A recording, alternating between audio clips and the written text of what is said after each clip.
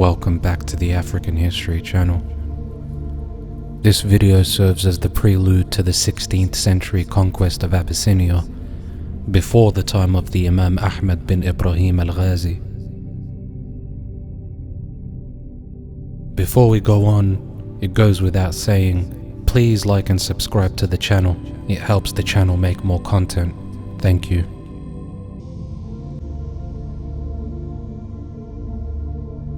I'd like to go back prior to the 16th century, to the 9th century AD to be exact, in order to have a deeper understanding of this feud between the two kingdoms of the Abyssinian Empire and the neighboring Muslim sultanates.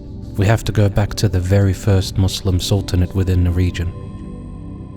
The earliest documented Muslim kingdom within the region of modern-day Ethiopia was the 9th century Sultanate of Showa, also referred to as the Makhzumi dynasty. The Sultanate of Showa predates the Abyssinian Solomonic dynasty. The founders of the Showa Sultanate are said to be known as the Makhzumis, who arrived in the regions of Showa in the 7th century.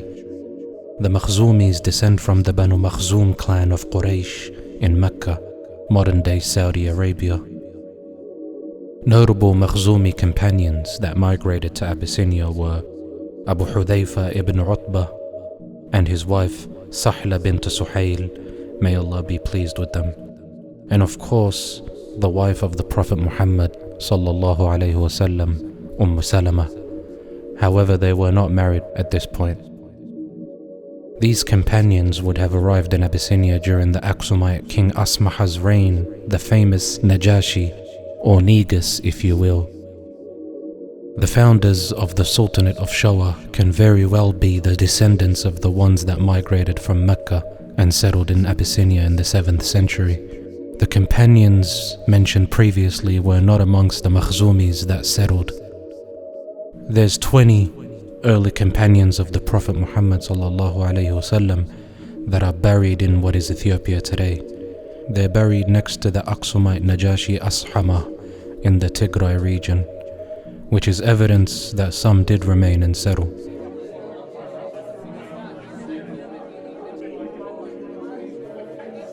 The records state that when the Aksumite Najashi Ashama granted asylum to the companions of the Prophet sallallahu alaihi wasallam, he advised them to settle south of his kingdom. The Aksumite people did not know of Ashama's conversion to Islam. The Najashi kept his Islam concealed from the Aksumite public, and most likely most of his internal Aksumite court. South of Ashama's kingdom would have been Showa and beyond. The Aksumites had no reach or power outside the kingdom. The Aksumite Empire stretched only as far as northern Ethiopia today, Amhara and Tigray regions. The Sultanate of Showa was not a unified sultanate, but rather a collection of independent states, including Bale, Showa, Fatagar, Ifat, Adal, and the country of Zayla, just to name a few. The Sultanate of Showa would end up spanning almost 400 years, from the year 896 AD to 1286, until it was overthrown by the Walasma dynasty.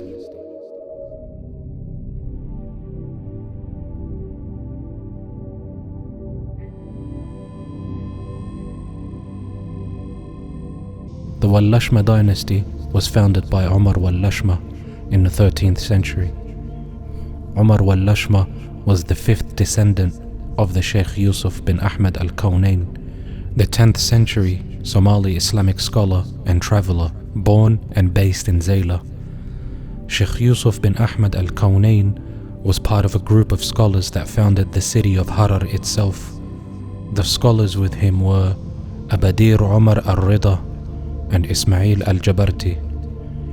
According to Fath Madinat al-Harar, an unpublished history of Harar, in the 13th century, Abadir Umar al-Rida was born in Hijaz, Arabia, and traveled to the Harar region in 1016 AD, marrying a local Harari woman. He is credited to building the Jama'iyya Mosque in Harar. Sheikh Yusuf bin Ahmad al-Kawnayn, however, was also listed in the records as being the Amir of Harar in 1038 AD. He was not only the father of the Walasma dynasty, but also the founder of the first Sri Lankan Muslim settlement named Berwala today, but in the past named Berberine in honor of the Sheikh Yusuf, as he was also referred to as Sheikh Abu Barakat al-Barbari as well.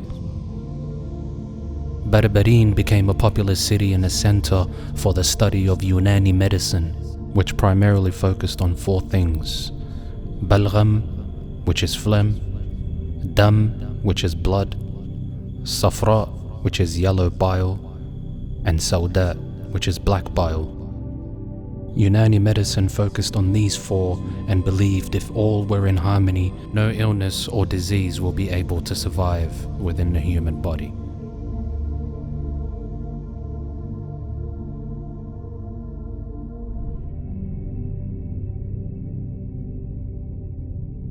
Let's go back to the Horn of Africa. After the Walasma annexed Showa into the Ifat Sultanate, Abyssinian Emperor Amdisyon, who reigned from 1314 to 1344 over a century later, annexed Showa and the lands across the Awash River for the first time in Abyssinian history. After the death of the Abyssinian Emperor Amdisyon, his son Nawaya Krestos became the new emperor. It was during his reign that Sa'd ad-Din II, the last ruler of the Sultanate of Ifat, was born in. Oddly enough, Sa'd ad-Din II and his brother Haqq ad-Din II were born at the court of the Abyssinian Emperor Nawaya Krestos. How, right? It was because their father, Ahmad Harb Arad, was an apostate and a vassal leader for the Abyssinian Emperor Nawaya Krestos. Because of their father's apostasy and betrayal, the Walasma family disowned their father Ahmad Harb Arad and Sa'd ad-Din and Haqq ad-Din alike. Al-Maqrizi, the medieval Egyptian historian and biographer and direct student of the famous Ibn Khaldun, wrote that although both Sa'd ad-Din and Haqq ad-Din were born in the Abyssinians' court, they grew up to be the strongest champions of Islam in the Abyssinian region. End quote. They went on to prove their worth to Islam and the cause later on, with Haqq ad-Din II becoming the first proper Muslim ruler of Ifat after his apostate father, and Sa'd ad-Din II being the last ruler of Ifat. It was Sa'd ad-Din's line that the Walasma dynasty would continue.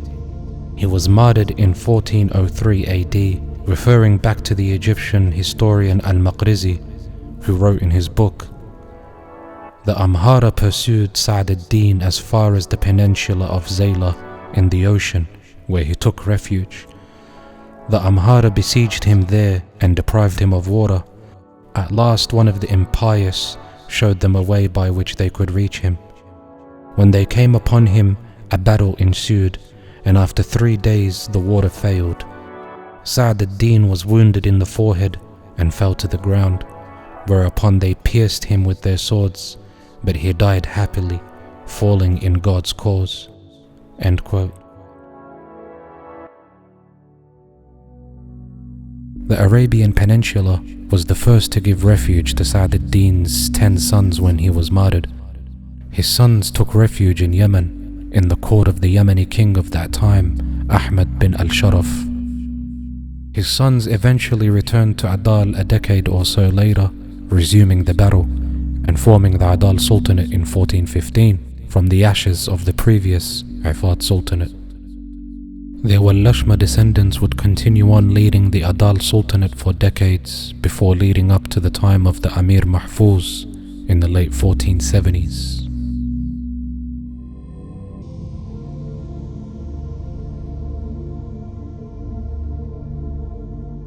Now, let's focus on the Amir Muhammad Mahfuz, the man who sparked the 16th century conquest of Abyssinia, led by Imam Ahmad bin Ibrahim al-Ghazi.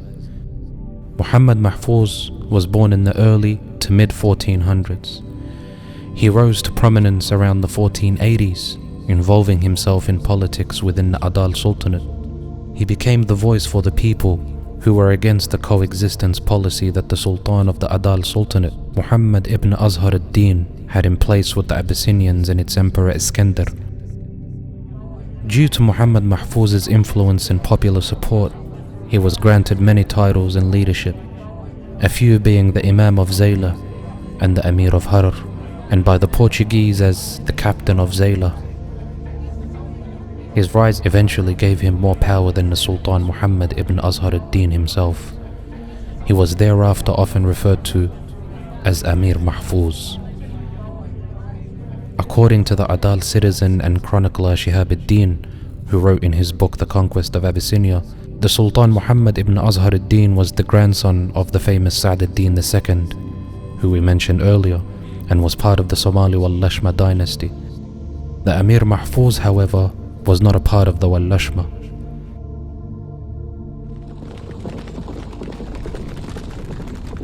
Imam Mahfuz led successful expeditions into Abyssinian territory such as Shawa and Fatagar.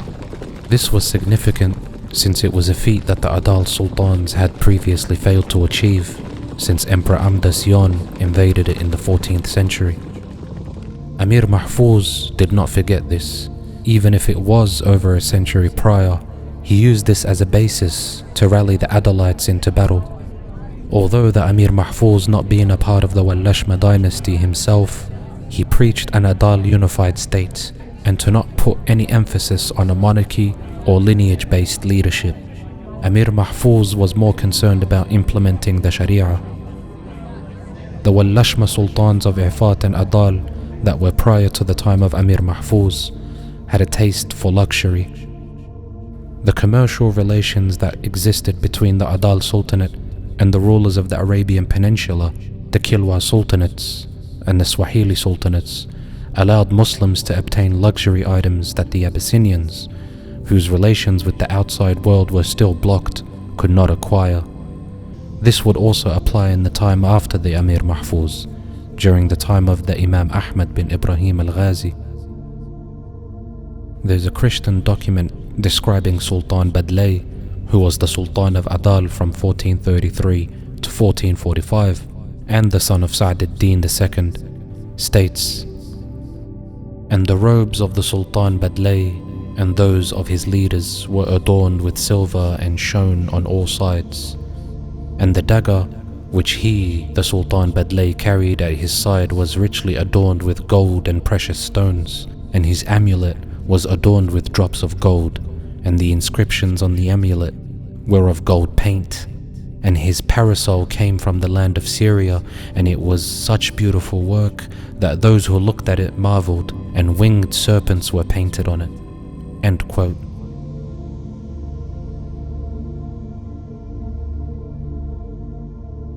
The Amir Mahfuz was linked to the Malasai unit.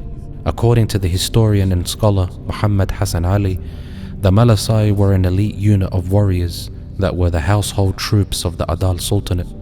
The Malasai formed a sort of fraternity or brotherhood amongst their ranks and always sided with each other and shared similar views. The Malasai were somewhat independent, as they would act on their own accord or would only submit to a cause or leader if they agreed with the cause. No one would dare give any pushback, as they were the most elite soldiers. The Imam Ahmad bin Ibrahim al-Ghazi, who would eventually take control over the Adal Sultanate in future years, was also a Malasai. After the Amir Mahfuz's successful raids and invasions, the political leadership shifted from Muhammad ibn Azhar ad-Din to Amir Mahfuz, although the Walasma dynasty retained nominal control over the state, and the Sultan Muhammad ibn Azhar ad-Din was the Sultan of the Adal Sultanate for the next 30 years, as mentioned by Shihab ad-Din, the Arab Faqih.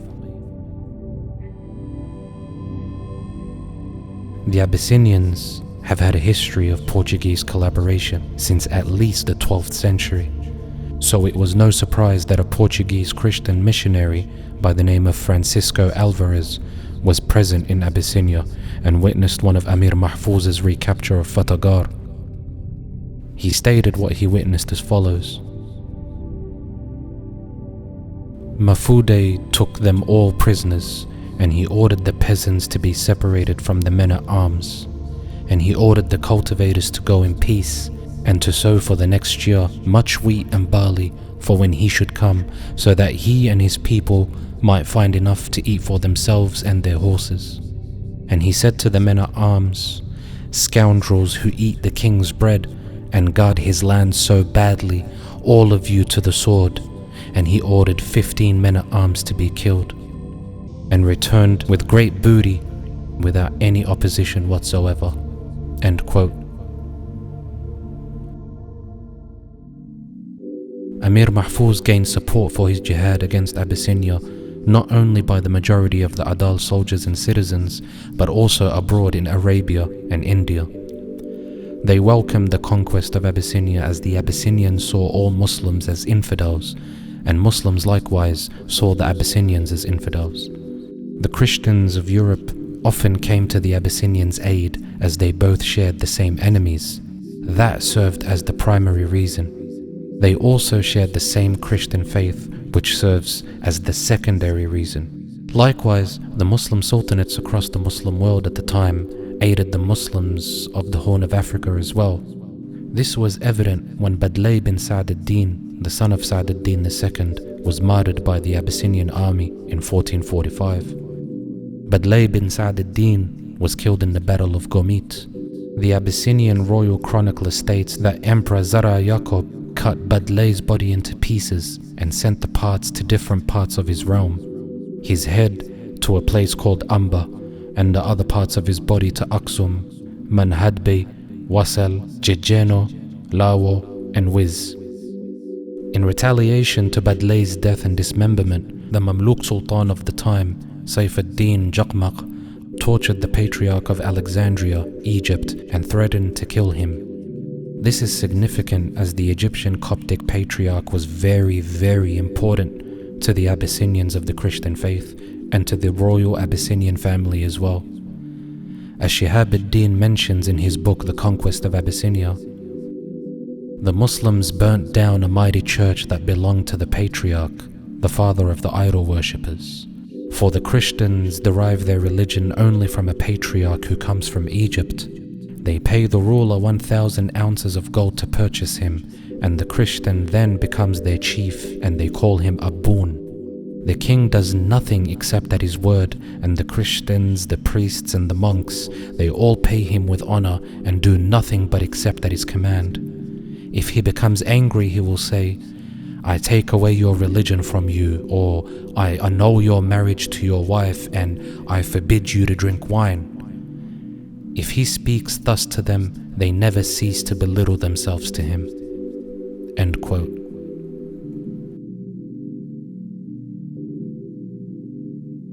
The Arabian Peninsula were interested in something more though. They encouraged Amir Mahfuz's conquest of Abyssinia not only as revenge for the Muslims, but for commerce, as the Arab traders were eager for Abyssinian war captives to be sold in the Arab and Indian slave markets. The Abyssinians would also sell the captured Muslims to the Europeans, Indians, and Arabians alike. Amir Mahfuz solidified his Arabian support when he gifted his captured Abyssinian slaves to the Sharif of Mecca at the time. Mecca during this period was also under the rule of the Mamluk Sultanate. The Sharif rewarded him with a green silk standard and a tent of black velvet embroidered with gold. He was also given another title, Sheikh of Zayla, by the Sharif, which made Mahfuz make a promise to bring the keys of Abyssinia to him. Amir Mahfuz would also sell Abyssinian prisoners of war as slaves to India as well. However, he targeted Abyssinian soldiers specifically, always leaving the civilians unharmed. According to Francisco Alvarez, the 15th century Christian missionary and Portuguese ambassador to the Abyssinian government at the time of Iskandar and Naud, stated that Amir Mahfuz's campaign began roughly during the reign of the Abyssinian Emperor Iskandar, who reigned from 1478 to 1494 AD, and continued on against his successor, Emperor Naud, 1494 to 1507. They were both the grandsons of the previously mentioned Emperor Zara Yaqub. Zara Yaqub is important as he was famous for invading the Muslim state of Hadia. Of Cushitic origin, they were one of the early converts to Islam within the region. The Hadia were a part of the previously mentioned Sultanate of Shawa. It was conquered under the reign of Emperor Amdas. It however remained a Muslim state, but still had to pay annual tributes to the Abyssinians and forced to serve in the Abyssinian army when required. Zara Yaqub also kidnapped the Hadia princess, the king's young daughter. Emperor Zara Yaqub forcibly married her and converted her to Christianity. Her name became Queen Eleni. Zara Yaqub encouraged the Abyssinians to forcibly do the same with the Hadia women from noble and royal families. This practice was still being continued during the reign of Sultan Muhammad ibn Azhar ad-Din and Emperor Iskandar. This angered the Hadia Muslims, of course, and they revolted and refused to pay tribute. The Hadia leaders pled to the Adal sultans previously, but it was only Sultan Badlay bin Sa'd ad-Din who responded to the Hadia people's call and was murdered in the process, as we mentioned earlier. Sultan Muhammad ibn Azhar ad-Din's peace treaty with the Abyssinians led to the climax and urgency for jihad.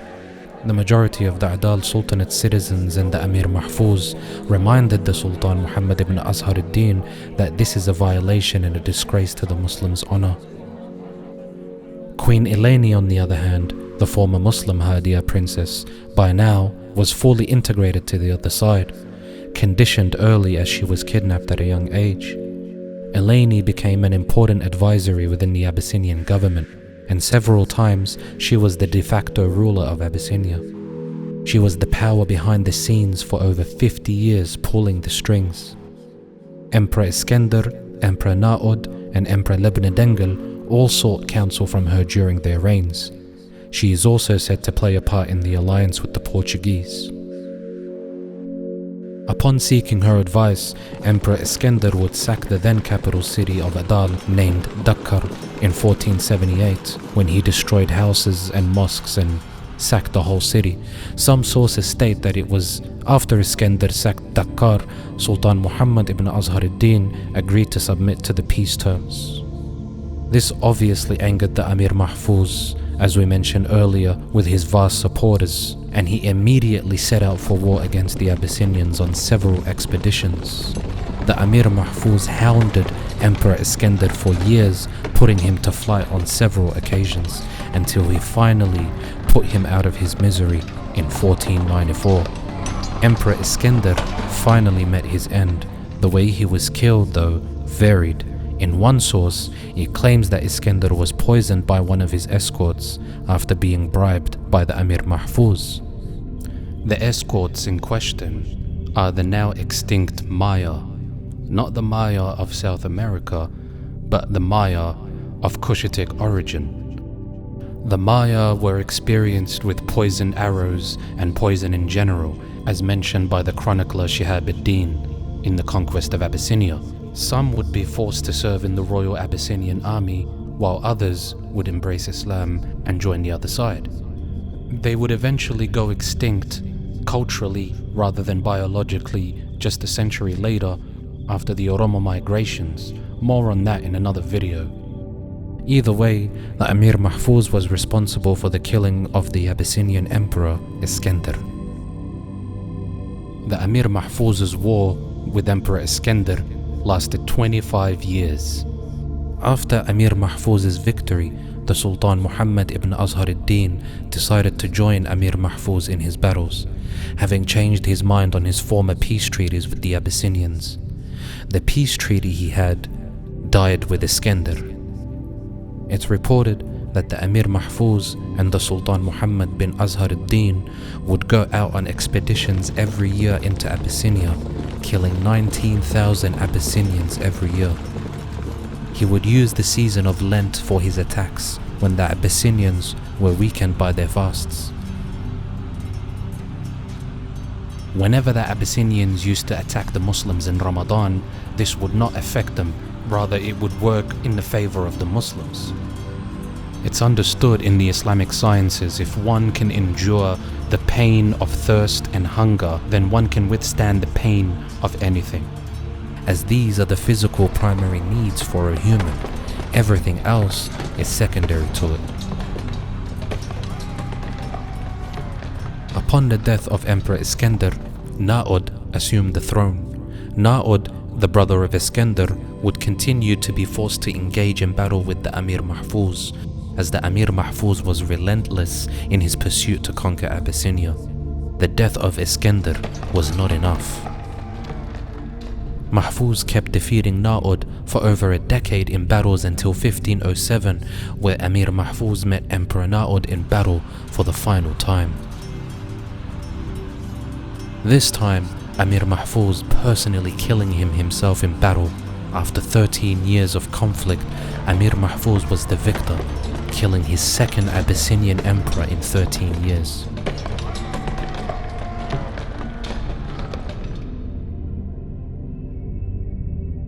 Queen Eleni would place Lebna Dengel, the son of Na'ud, the nephew of Iskandar, as the emperor upon his father Na'ud's death.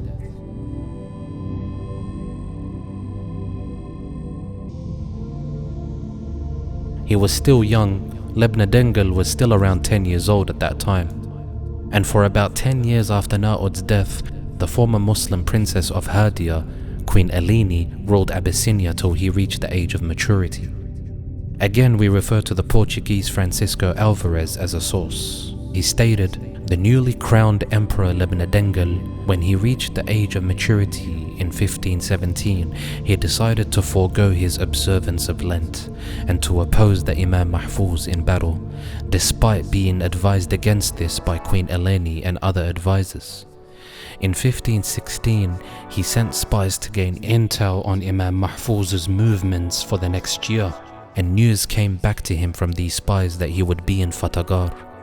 In 1517, Lebna Dengel marched his army into Fatagar. He spotted the Amir Mahfuz and Sultan Muhammad ibn Azhar ad-Din from a distance. The Amir and the Sultan were encamped on a plain that was surrounded by mountains, and he told some of his soldiers to block and secure the passes and routes of escape. Lebna Dengel then charged and closed in on the Imam Mahfuz. Imam Mahfuz managed to help the Sultan Muhammad ibn Azhar ad-Din escape with about 4 horsemen. Imam Mahfuz knew he was cornered and decided to die a martyr and with honor.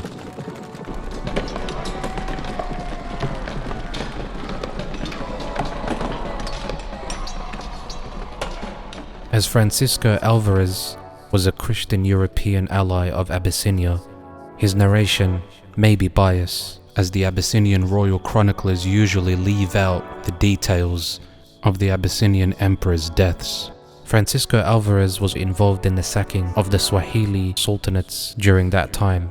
He was also simultaneously attacking the Adal port city of Zayla, while the Imam Mahfuz was being attacked by Lebna Dengel in Fatagar.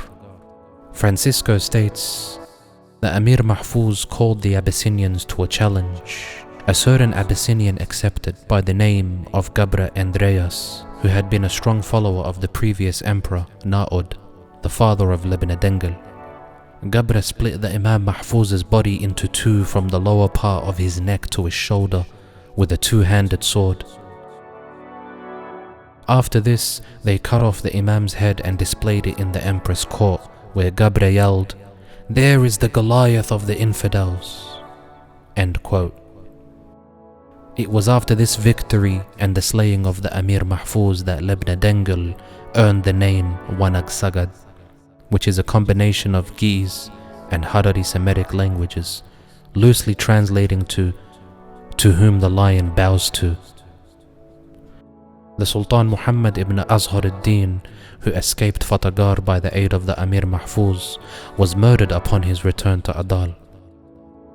Please see the link in the description to the first episode of the Conquest of Abyssinia, where it covers the Sultan Muhammad ibn Azhar ad-Din's assassination and the immediate aftermath in a bit more detail.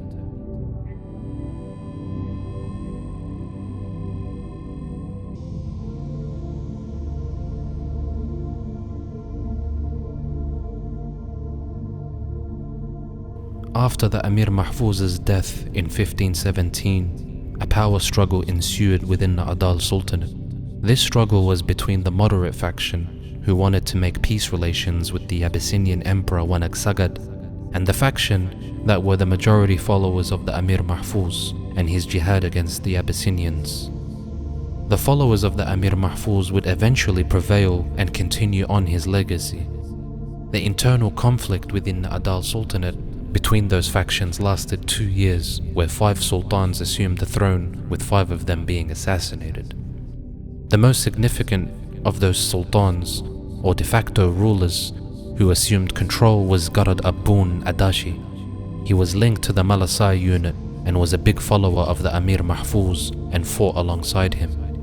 He ruled for 7 years, and under his Malasai unit, Gragn Abun had a promising young knight by the name of Ahmad bin Ibrahim. He would later be the future leader of the Adal Sultanate. The first to see promise in him was Gragn Abun Adashi. He saw his potential and married Ahmad bin Ibrahim to the daughter of the murdered Amir Mahfuz, Bati del Wambara.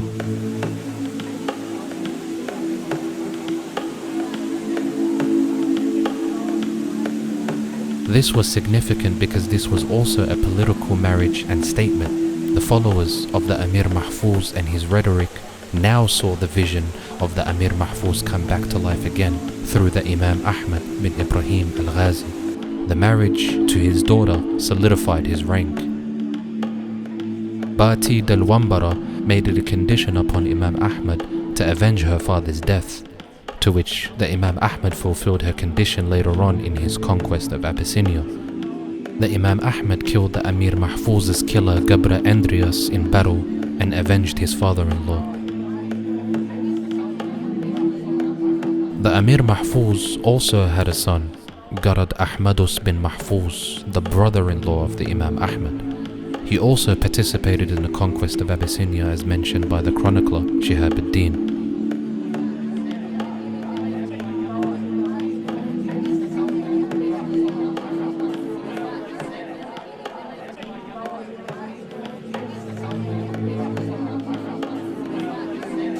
The family ties between the Imam Mahfuz and Imam Ahmad runs deeper. The Imam Ahmad's older brother, Gragn bin Ibrahim, also participated in the battles with the Imam Mahfuz, way before Imam Ahmad's time. He was martyred on one of Imam Mahfuz's expeditions and had a son that would later also participate in the conquest of Abyssinia with his uncle, Imam Ahmad bin Ibrahim al-Ghazi.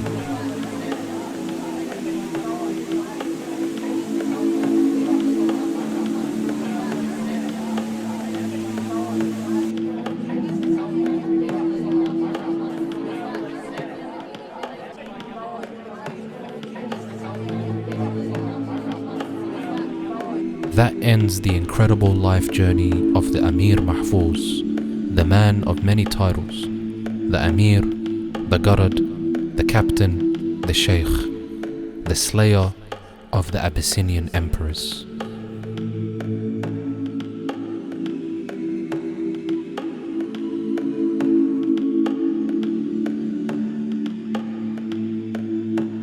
Thus, the stage was set, Adal Sultanate against the Abyssinian Empire.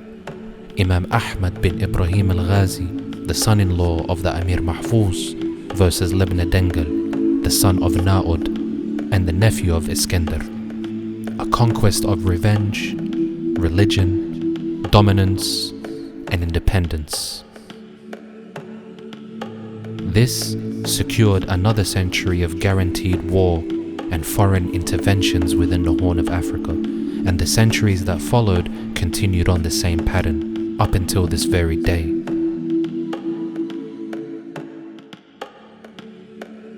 On behalf of the African History Channel, thank you for watching this video. Stay tuned and please don't forget to like and subscribe to the channel.